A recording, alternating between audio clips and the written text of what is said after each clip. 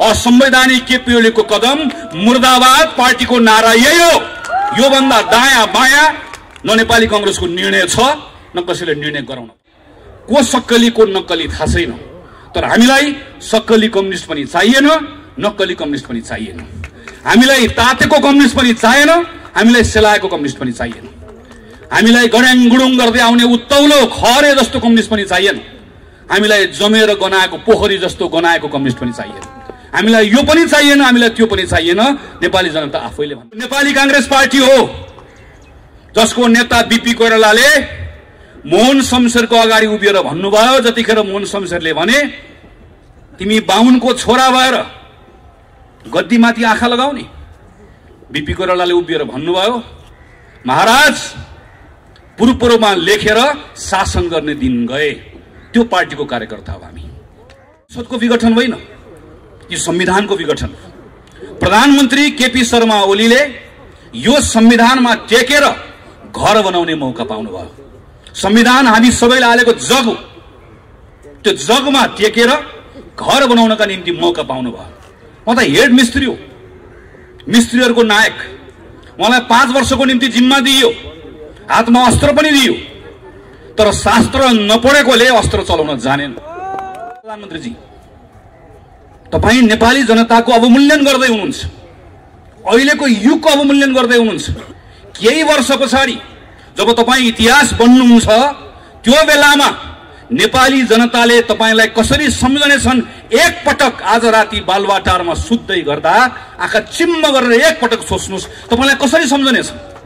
तपाईंलाई नेपाली जनताले यत्रो 50औं वर्षको आरोह अवरोह पछाडि एउटा संविधान निर्माण गरेर नयाँ युगको सुरुवात गर्ने मौका पाएको, अभूतपूर्व अवसर पाएको एउटा प्रधानमन्त्री जसको सनकको कारणले गर्दा सिङ्गो देशलाई दुर्घटनामा पुर्याइदिने एउटा पात्रको रूपमा तपाईलाई सम्झने। तपाईलाई नेपाली जनताले सिङ्गो संविधानलाई विघटन गर्ने एउटा पात्रको रूपमा सम्झनेछ।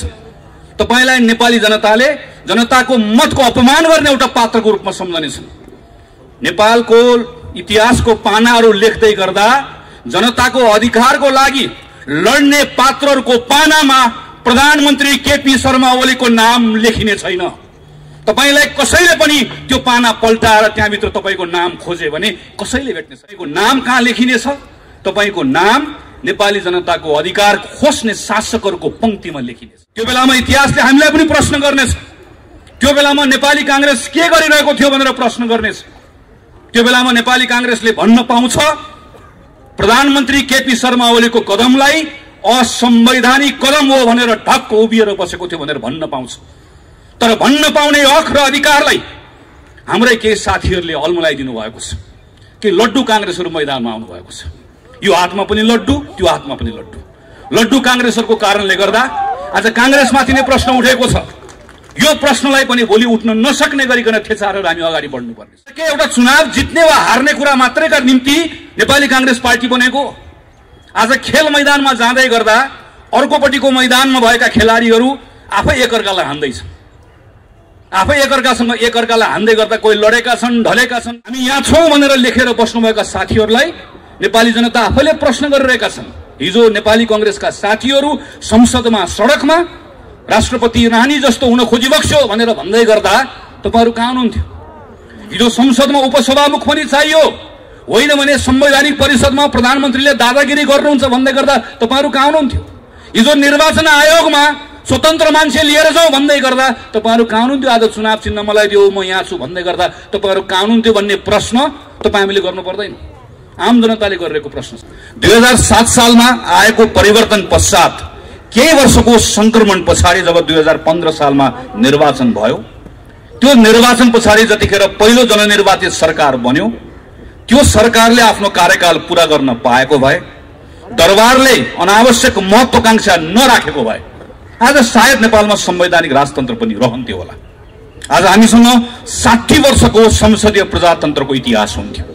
त्यो गरिलो इतिहास मात्र हुँदैन थियो, हामीसँग बलियो लोकतान्त्रिक चेतना हुन्थ्यो, संस्कार हुन्थ्यो र संस्थार हुन्थ्यो।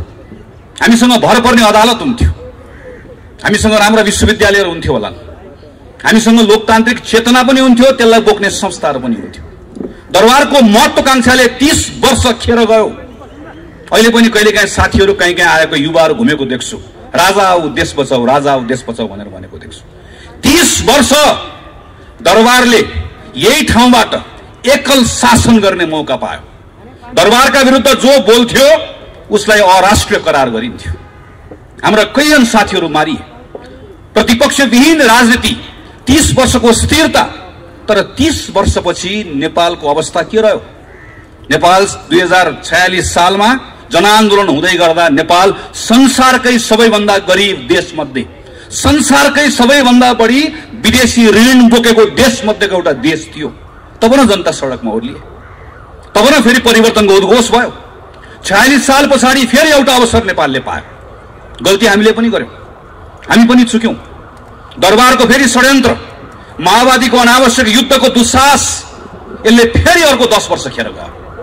60-65 सालको आन्दोलन, त्यो आन्दोलनबाट आएको परिवर्तन, त्यसको व्यवस्थापन गर्न अर्को 10 वर्ष लाग्यो। र यत्रो लामो आरोह अवरोह पछाडि हामीले एउटा संविधान निर्माण गर्यौं। संविधान भनेको एउटा निर्जीव दस्तावेज मात्र होइन। अघि भीमसेन सरले संविधान देखाउनु भयो। यो संविधानमा हामी 600 मानिसले काम गरेका छौं हो। यो संविधान यो जनआन्दोलनसँग जोडिएको छ हो। तर यो संविधान त्यो जनआन्दोलनसँग मात्र जोडिएको छैन। यो संविधान यो 4 शहीदसँग पनि जोडिएको छ। यो संविधान तपाईँ हामीले नचिनेका अरू सयौं शहीदहरूसँग जोडिएको छ। किनकि स्वतन्त्रता र समानताको, मैले अघि पनि भने सिमानाको लागि होइन, तपाईँ र मेरो सिमानाभित्र, तपाईँ र मेरो सम्मानका लागि, तपाईँ र मेरो स्वतन्त्रता र समानताका लागि कैयौं साथीहरू हाँसी हाँसी बलिवेदीमा चढे। त्यो लामो आरोह अवरोह पछाडि हामी अन्तिममा एउटा निष्कर्षमा पुग्यौं। त्यो निष्कर्षलाई दस्तावेजीकरण गर्यौं र हामीले एउटा संविधान निर्माण गर्यौं। यही संविधानमा टेकेर योभन्दा अगाडिको यात्रा अगाडि लिएर जाने हामीले उद्घोष पनि गर्यौं। त्यसैले यो संविधानलाई राम्रोसँग तपाईले निहालेर हेर्नुभयो भने त्यहाँ मृत अक्षर मात्र होइन, त्यहाँ तपाईले कहीँ कहीँ स्पन्दनहरू सुन्नुहुन्छ, शहीदहरूको आवाज सुन्नुहुन्छ, स्वतन्त्रताको लागि गरिएका ती आन्दोलनका छापहरू तपाईले त्यहाँ सुन्न सक्नुहुन्छ। त्यसैले आज त्यस कारणले गर्दा हामीहरू भनिरहेका छौं, यो संसदको विघटन होइन, यो संविधानको विघटन। प्रधानमन्त्री केपी शर्मा ओलीले यो संविधानमा टेकेर घर बनाउने मौका पाउनुभयो। संविधान हामी सबैले हालेको जग हो। त्यो जगमा टेकेर घर बनाउनका निम्ति मौका पाउनुभयो। म त हेड मिस्त्री हो, मिस्त्रीहरूको नायक।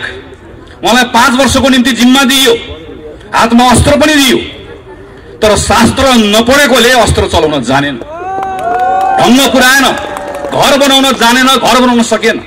घर बनाउन नजानेर घर बनाउन नसक्नेले मैले घर बनाउन सकिन, घर बनाउन जानिन भन्नुपर्नेमा दिएको अस्त्रको दुरुपयोग गरेर त्यही जगमा हान्न थाल्यो, त्यही जग भत्काउन थाल्यो। अनि वरिपरि रहेका आसेपासेहरू, धुपौरेहरूले प्रभु तपाईले गल्ती गर्नुभयो, तपाईलाई जिम्मा त घर बनाउन दिएको, तपाईलाई दिएको घनले तपाईले यसलाई इट्टा फोडेर माथि पर्खाल लगाउनु होला भन्ठानेको तपाईले जग भत्काउन थाल्यो भन्नुपर्ने ठाउँमा धुपौरे हेर्नुस् त देशभरि प्रधानमन्त्री हिँड्नु भएको छ। क्या भत्काउनु भयो भनेर वरिपरि भएको तपाईले हेर्नुहुन्छ, थरीथरीका देख्नुहुन्छ। अनि प्रधानमन्त्रीलाई के लागिरहेको छ भने जसरी मेरो वरिपरि हिँड्नेहरूले मैले गरेको कदमको प्रशंसा गरिरहेका छन्, यसै गरिकन जनताले प्रशंसा गरिरहेका छन्। क्षमा गर्नुहोला प्रधानमन्त्रीजी, तपाई नेपाली जनताको अवमूल्यन गर्दै हुनुहुन्छ, अहिलेको युगको अवमूल्यन गर्दै हुनुहुन्छ। केही वर्ष पछाडि जब तपाई इतिहास बन्नुहुन्छ त्यो बेलामा नेपाली जनताले तपाईलाई कसरी सम्झने छन्, एकपटक आज राति बालुवाटारमा सुत्दै गर्दा आँखा चिम्म गरेर एकपटक सोच्नुस् तपाईलाई कसरी सम्झने छन्। तपाईलाई नेपाली जनताले यत्रो 50औं वर्षको आरोह अवरोह पछाडि एउटा संविधान निर्माण गरेर नयाँ युगको सुरुवात गर्ने मौका पाएको, अभूतपूर्व अवसर पाएको एउटा प्रधानमन्त्री जसको सनकको कारणले गर्दा सिङ्गो देशलाई दुर्घटनामा पुर्याइदिने एउटा पात्रको रूपमा तपाईलाई सम्झनेछ। तपाईलाई नेपाली जनताले केही पनि थाहा नभएको, तर मलाई थाहा छैन भन्ने थाहा नभएको एउटा अयोग्य पात्रको रूपमा तपाईलाई सम्झनेछ। तपाईलाई नेपाली जनताले सिङ्गो संविधानलाई विघटन गर्ने एउटा पात्रको रूपमा सम्झनेछ। तपाईलाई नेपाली जनताले जनताको मतको अपमान गर्ने एउटा पात्रको रूपमा सम्झनेछन्। नेपालको इतिहासको पानाहरू लेख्दै गर्दा जनताको अधिकारको लागि लड्ने पात्रहरूको पानामा प्रधानमन्त्री केपी शर्मा ओलीको नाम लेखिने छैन। तपाईलाई कसैले पनि त्यो पाना पल्टाएर त्यहाँभित्र तपाईको नाम खोजे भने कसैले भेट्ने छैन। तपाईको नाम कहाँ लेखिनेछ? तपाईको नाम नेपाली जनताको अधिकार खोज्ने शासकहरूको पंक्तिमा लेखिनेछ। त्यसैले तपाईको बारेमा धेरै चिन्ता छैन। तपाईका धुपौरीहरूको बारेमा त केही भन्नु पनि छैन। चिन्ता तपाईको होइन।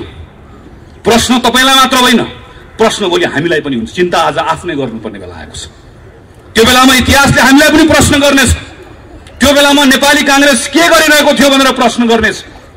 त्यो बेलामा नेपाली कांग्रेसले भन्न पाउँछ प्रधानमन्त्री केपी शर्मा ओलीको कदमलाई असंवैधानिक कदम हो भनेर ढक्क उभिएर बसेको थियो भनेर भन्न पाउँछ।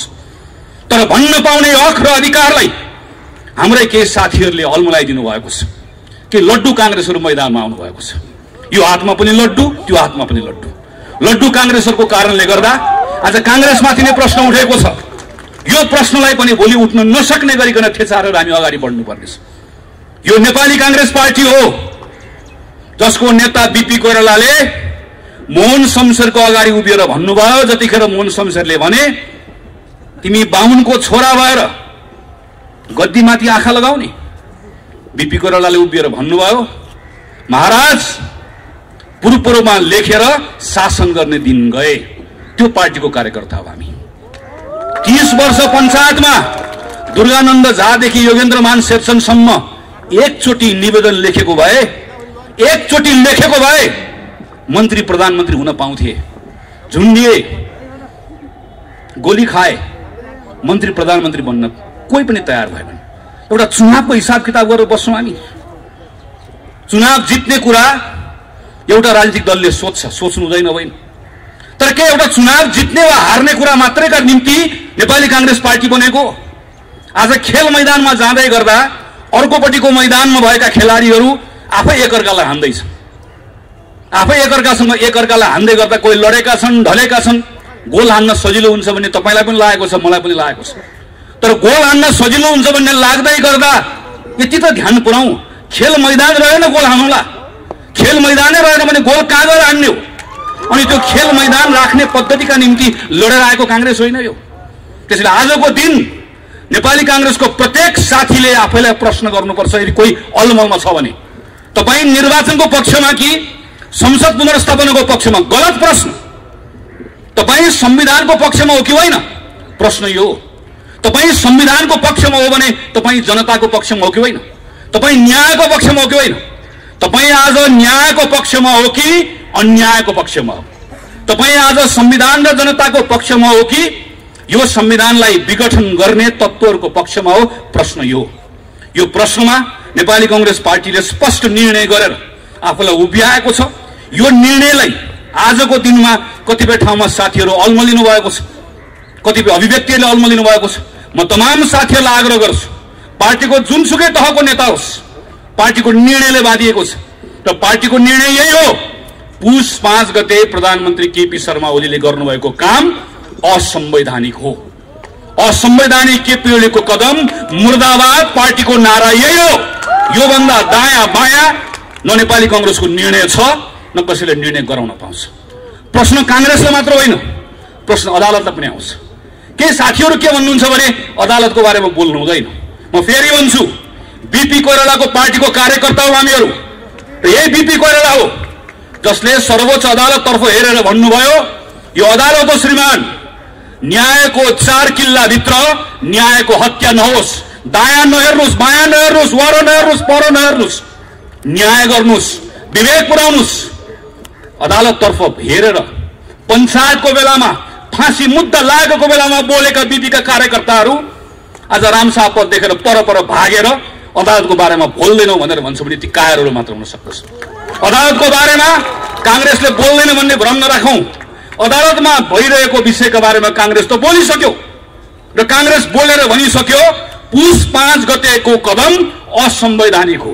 अब अदालतले यो भन्दा दायाँ बायाँ फैसला गर्दैन भन्ने हाम्रो विश्वास हो।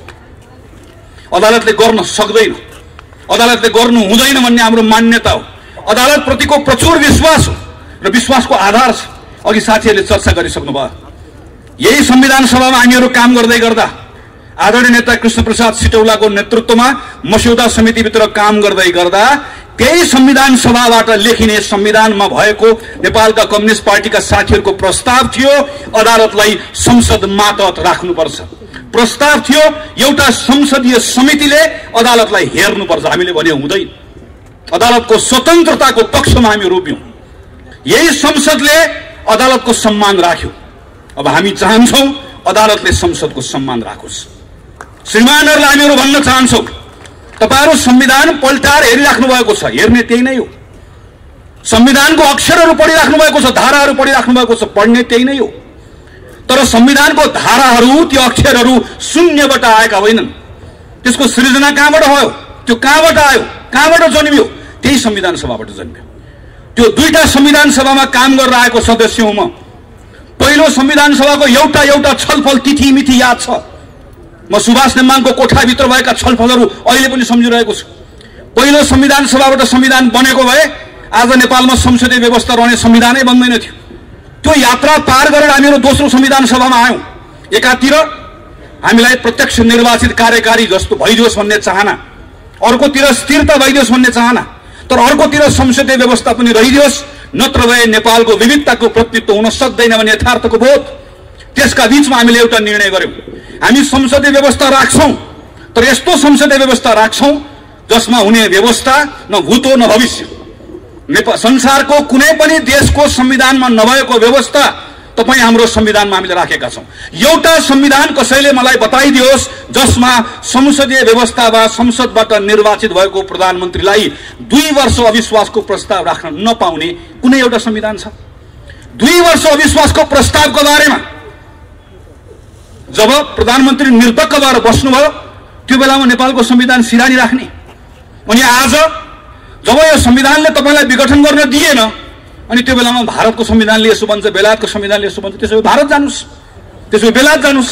यो नेपाल हो श्रीमान, यो नेपालको संविधान लाग्छ र नेपालको संविधानमा बहुमत प्राप्त प्रधानमन्त्रीले संसद विघटन गर्न पाउने कुरा लेखिएको छैन। अदालतमा कहिलेकाहीँ चिन्ता व्यक्त गरेको सुनिन्छ, बहुमत प्राप्त प्रधानमन्त्रीले सरकार चलाउन मन नलाग्यो भने के गर्ने?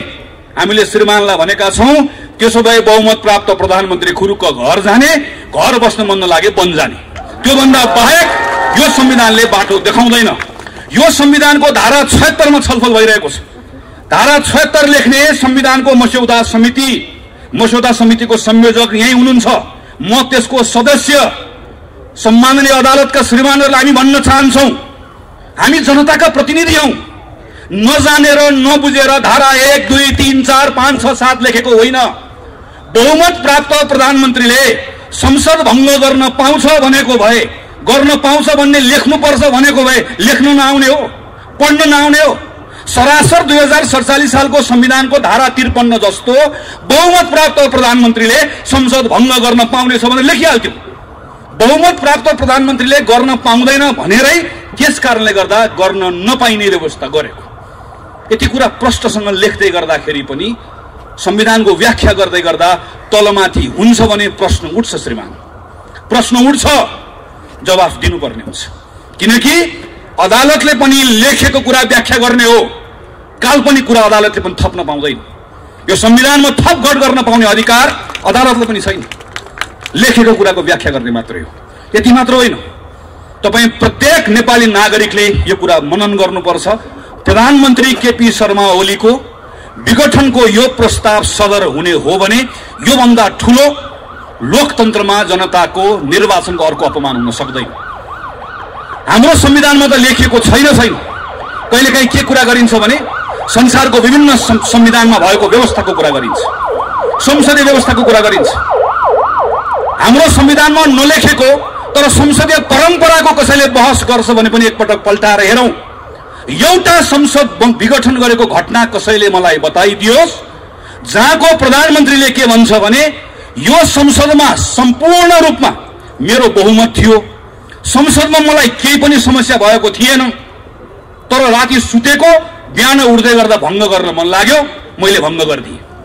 प्रधानमन्त्रीको पत्रले यो भन्दा अरु केही भन्छ? तपाईले पत्र पढ्नु भएको छ एकपटक? प्रधानमन्त्री के भन्नुहुन्छ भने मलाई 2/3 बहुमत चाहियो, त्यस कारणले गर्दा मैले संसद भङ्ग गरिदिएँ। अब 2/3 बहुमत दिनुस्, त्यसपछि प्रधानमन्त्री के भन्नुहुन्छ भने 2/3 पुगेन, सम्पूर्ण चाहियो भन्नुहुन्छ। त्यो भन्न पाइने हो नि त। एउटा व्यवस्था कसैले देखाइदियोस्, एउटा अभ्यास देखाइदियोस् जहाँ संसदमा समस्या नरहिकन संसद विघटन भएको होस्। भएको छैन, कुनै पनि हुँदैन। हाम्रोमा त पाइनै पाइँदैन, पाइने ठाउँमा पनि हुँदैन। संसदमा समस्या आएपछि बल्ल संसद भङ्ग गर्ने अभ्यास संविधानमा व्यवस्था भएका देशहरूमा छ, हाम्रोमा त त्यो पनि छैन। त्यसैले हामी श्रीमानहरूतर्फ फर्केर भनिरहेका छौँ, केही हेर्नु पर्दैन, हाम्रो संविधान मात्र हेर्दिए हुन्छ। प्रधानमन्त्रीले अदालतमा चलिरहेको कुरालाई तमासा भनेर भन्नुभयो। तमासा भन्ने कुरालाई अदालतले कसरी लिन्छ, अदालतले जान्ने कुरा हो। केही पूर्व प्रधान न्यायाधीशहरूले अदालतको अ पनि उच्चारण गर्नु भएन। उहाँले जम्मा एउटा कुरा भन्नुभयो, प्रतिनिधि सभाको विघटन संविधानलाई नेपाल संविधानका हिसाबले पनि राजनीतिक हिसाबले पनि यसले गतिरोध उत्पन्न गरेको छ भनेर भन्नुभयो। भनेको त्यति मात्रै हो। त्यति भनेको आधारमा आज पूर्व प्रधान न्यायाधीशहरूलाई अदालतको अपहेलनाको मुद्दा लागेको छ। अदालतको प्रक्रिया छ, म प्रक्रियाको सम्मान गर्छु र मलाई विश्वास छ अदालतले यसलाई दुधको दुध पानीको पानी गर्छ। तर एउटा कुरा सम्झाउन चाहन्छु, केवल राजद्रोहको मुद्दा लागेको थियो मलाई। यही अगाडिपट्टि नागरिक आन्दोलन भएको थियो।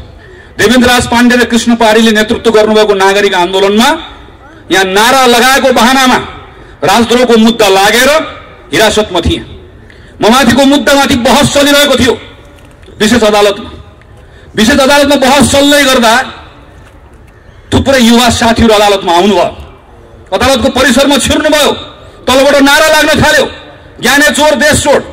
र त्यही बेलामा मेरो पक्षमा बहस गर्दै गरेका वकिलहरूले भन्नुभयो, श्रीमान एकछिन अदालतमा मौनता चाहन्छु। श्रीमान एकछिन कोही नबोलिदिनुहोस्। कोही बोलेनन्। भित्र युवाहरू भित्रै पसे, नारा लगाउँदै गए, अझ स्वर ठुल्ठुलो हुँदै गयो। अनि मेरो पक्षको वकिलहरूले भन्नुभयो, श्रीमान मेरो पक्षलाई आज जुन आरोप लागेको छ त्यो आरोपको आधारमा तपाईले आज यसलाई राजद्रोही भन्ने हो भने ती राजद्रोहीहरू त अदालतमा आइसके। यी सबलाई राजद्रोही तपाईले भन्नुपर्छ। अब कतिलाई राजद्रोही भन्नुहुन्छ भनेर भनेको म सम्झन्छु। आज संविधानमा नलेखिएको संसद विघटन गरेको कुरा गलत हो भनेर कसैले भन्दै गर्दा, नेपालको प्रधानमन्त्रीले विधिको शासनमा विश्वास गर्नुहुन्न, सेटिङको शासनमा विश्वास गर्नुहुन्छ भनेर कसैले भन्दै गर्दा अदालतको अपहेलनाको मुद्दा लाग्छ भने अपहेलनाको मुद्दा हामी सबलाई लगाइयो श्रीमान।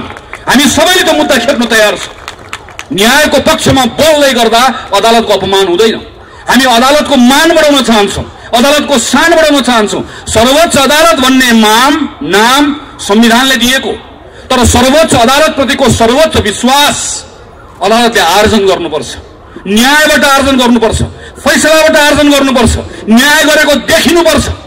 त्यसका निम्ति हामीहरू बोलिरहेका छौँ। कतिपय साथीहरू भन्नुहुन्छ आज हामी नेपाल कम्युनिस्ट पार्टी दुईटा हुँदै गर्दा कुनै एउटाको पक्षमा नबोलौँ, कुनै अर्कोको पक्षमा नबोलौँ। मलाई यसमा अल्मलिनु पर्ने कारण केही पनि छ भन्ने लाग्दैन। कम्युनिस्ट पार्टीका साथीहरू दुईतिर अहिले फर्केर बस्नु भएको छ। एउटाले एउटाको वस्त्र उतार्नुहुन्छ, ल भन्नुहुन्छ, ल आज मैले उतारिदिएँ। अर्कोले भन्नुहुन्छ उसले एउटा उतारे, मैले दुईटा उतारिदिएँ। उतार्दा उतार्दै केही दिनपछि दुवै थरीहरू सर्वाङ्ग नाङ्गिसके पछाडि तपाईँ हामीले कोहीले पनि उहाँहरूलाई हेर्न सक्दैन। र त्यो बेलामा नेपाली जनता आफैले भन्नेछ, हामीलाई को सक्कली को नक्कली थाहा छैन, तर हामीलाई सक्कली कम्युनिस्ट पनि चाहिएन, नक्कली कम्युनिस्ट पनि चाहिएन। हामीलाई तातेको कम्युनिस्ट पनि चाहिएन, हामीलाई सेलाएको कम्युनिस्ट पनि चाहिएन। हामीलाई गड्याङ गुडुङ गर्दै आउने उत्तौलो खरे जस्तो कम्युनिस्ट पनि चाहिएन। हामीलाई जमेर गनाएको पोखरी जस्तो गनाएको कम्युनिस्ट पनि चाहिएन। हामीलाई यो पनि चाहिएन, हामीलाई त्यो पनि चाहिएन।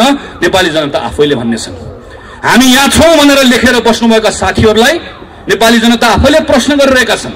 हिजो नेपाली कांग्रेसका साथीहरू संसदमा सडकमा राष्ट्रपति रानी जस्तो हुन खोजिबक्स्यो भनेर भन्दै गर्दा तपाईहरु कहाँ हुनुहुन्थ्यो? हिजो संसदमा उपसभामुख पनि चाहियो, होइन भने संवैधानिक परिषदमा प्रधानमन्त्रीले दादागिरी गर्नुहुन्छ भन्दै गर्दा तपाईहरु कहाँ हुनुहुन्थ्यो? हिजो निर्वाचन आयोगमा स्वतन्त्र मान्छे लिएर जाऊ भन्दै गर्दा तपाईहरु कहाँ हुनुहुन्थ्यो? आज चुनाव चिन्ह मलाई दिऊ, म यहाँ छु भन्दै गर्दा तपाईहरु कहाँ हुनुहुन्थ्यो भन्ने प्रश्न तपाई हामीले गर्नु पर्दैन। आम जनताले गरिरहेको प्रश्न छ। हामी यसमा अल्मलिनु पनि पर्दैन, किनकि आजको मूल प्रश्न यो होइन। आजको मूल प्रश्न संविधान माथि भएको घात हो। आजको मूल प्रश्न संविधान विघटन गरिएको विषय हो। आजको मूल प्रश्न संविधानलाई ट्र्याकमा फर्काउने कुरा हो। आजको मूल प्रश्न व्यवस्था जोगाउने कुरा हो। म खास गरिकन नौजवान साथीहरूलाई म अनुरोध गर्न चाहन्छु। 48 सालमा 9 कक्षामा पढ्थे, 46 सालको बेलामा प्रदीपजी हामीहरू एउटै विद्यालयमा भर्खर स्कुल पढ्दै थियो। ठुलो परिवर्तन भयो।